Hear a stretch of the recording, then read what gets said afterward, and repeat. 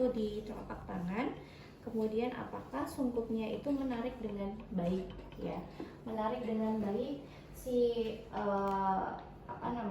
telapak tangannya. Berarti kalau itu kita nggak bocor atau sungkupnya nggak bocor ya, sungkupnya nggak bocor untuk ininya. Oke ya, sungkup nggak bocor, tabung nggak bocor, si balonnya nggak bocor. Ada dua jenis untuk yang balon resusitasi, ada yang disambungkan dengan oksigen ya, ada yang kita manual dulu ya. Untuk tindakan VTP itu diberikan jika memang frekuensi jantung itu masih kurang dari 100. Jadi kalau frekuensi jantung kurang dari 100 kita berikan VTP. Tapi note-nya adalah ketika frekuensi jantung kurang dari 60 itu nggak cukup untuk VTP, tapi RJP atau kompresi dada, resusitasi jantung paru ya, terus disertai dengan si VTP tersebut ya gitu. Nah ini untuk isap lendir. Isap lendir kita sekarang udah nggak pakai delay ya, delay yang karet gitu. Nah ini stopwatch ya. Izin ke toilet. Ya, mangga.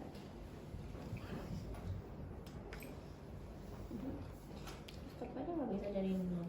Ini gimana di resepnya? Bengkok. Terus ini nggak perlu kita pakai garis spot karena nggak bisa lompat persalinan ya. Oke, spot.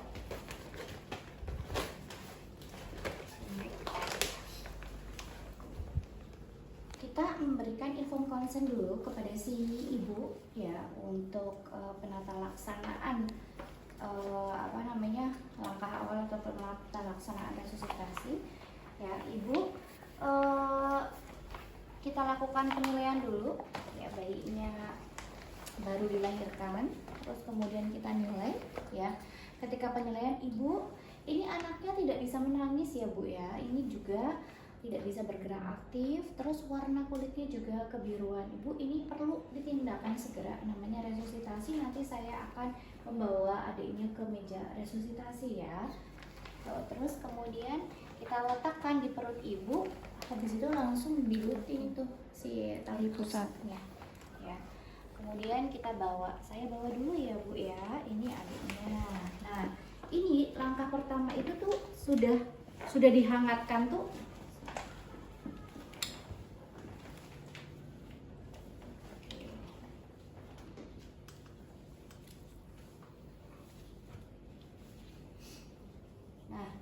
Ini sudah dihangatkan, atur posisi high cup kan ya, hangatkan, atur posisi nyingget waktu, ini sudah hangat kondisinya, bayinya juga sudah hangat, pakai handuk, terus kemudian kita atur posisi bayi, nah langsung, berarti kita tinggal isap lendir ya. Di sini atur posisi bayinya langsung, ganjalannya ada di bawah skapula, tidak boleh di bawah kepala, tidak boleh di bawah punggung ya, di bawah skapula si bayi. Terus kemudian selanjutnya adalah posisi kepala bayi ada di perut kita nih, kayak gini ya. Tidak boleh posisinya di situ, tidak boleh posisinya di sini ya, tidak boleh berubah-ubah untuk penolong utama ada di sini. Terus kemudian kita tinggal isap lendirnya ya. Isap lendir dari mana dulu? Hidung. Mulut. Isap lendir dari mana dulu? Hidung apa mulut? Mulut. Apa dulu? Isap lendir dari mulut dulu supaya tidak teraspirasi si lendirnya si bayi ya dari mulut, karena kan mulut itu lebih cepat. Udah diisap lendir, keringkan nih, keringkan tubuhnya. Terus kemudian kita usap punggungnya, terus kemudian atur posisi kembali, kemudian dilakukan penilaian. Atur posisi kembali bayinya di sini, terus kemudian penilaian. Dia sudah bisa nangis atau belum ya?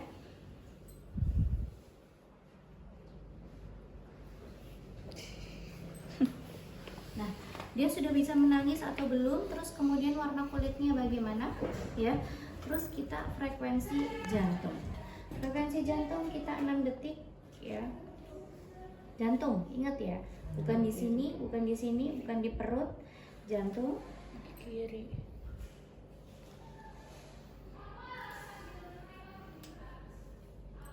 Nah, kita udah 6 detik untuk frekuensi jantungnya kalikan 10. Nah, kalau frekuensi jantungnya 120, berarti kita lakukan perawatan biasa, berikan kepada ibu, ibunya disuruh nyusui atau posisikan IMD kepada ibunya. Tapi kalau kurang dari 100 ya, dan lebih dari 60 nih, contohnya 70, 65, 70, 80, 90 ya, 100, maka kita lakukan tindakan ventilasi tekanan positif. Oke, kita akan melakukan VTP di sini ya. Cek dulu untuk sungkuknya, balonnya. Terus kemudian ini kayaknya nggak bisa masuk nih. Mengsli apa ya? Nah, tuh. Tuh nggak? Ini kecilan kita karena kita akan melihat kondisi apakah udara itu mengembang sampai ke jantung atau tidak ya. Oke, kita dari dagu, mulut, hidung, terus kemudian jempol dan jari telunjuk kita C seperti ini, terus kemudian jari tengahnya itu kita di Dagu. di dagu, terus kemudian di dagu itu di bawah ya, bagian ini mengunci, terus dua jarinya, jari manis dan jari kelingking, dia akan melakukan ekstensi gitu, ya. Oke, 2 kali percobaan ya. Oke, nah masuk ya.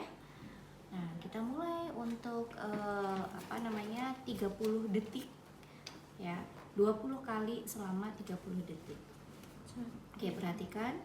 1 lepas-lepas, 2 lepas-lepas, 3 lepas-lepas, 4 lepas-lepas, 5 lepas-lepas, 6 lepas-lepas, 7 lepas-lepas, 8 lepas-lepas, 9 lepas-lepas, 10 lepas-lepas, 11 lepas-lepas, 12 lepas-lepas, 13 lepas-lepas, 14 lepas-lepas, 15 lepas-lepas, 16 lepas-lepas, 17 lepas-lepas, 18 lepas-lepas, 19 lepas-lepas, 20 lepas-lepas. Setelah 20, kemudian kita cek lagi untuk 6 detik kalikan 10. Selalu kita ngecek, Nah, kalau 70 gimana? Ya udah, kita VTP ulang sampai lebih dari 100 kali ya gitu. Nah, kalau dia berubah menjadi 50, apa yang dilakukan? Ditambah kompresi. RJP ditambah dengan kompresi ya gitu. RJP ditambah dengan VTP ya. RJP itu sama dengan kompresi. Nah, di mana letak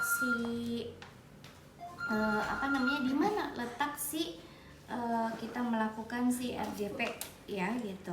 Kita melakukan RJP ada di titik tengah jantung ya, resusitasi jantung paru.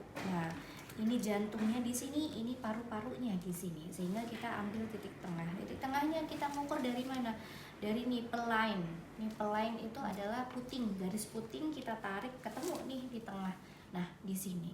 Oke, ada 2 cara untuk RJP. Yang satu kita pakai 2 jari, yang satu lagi kita pakai ibu jari.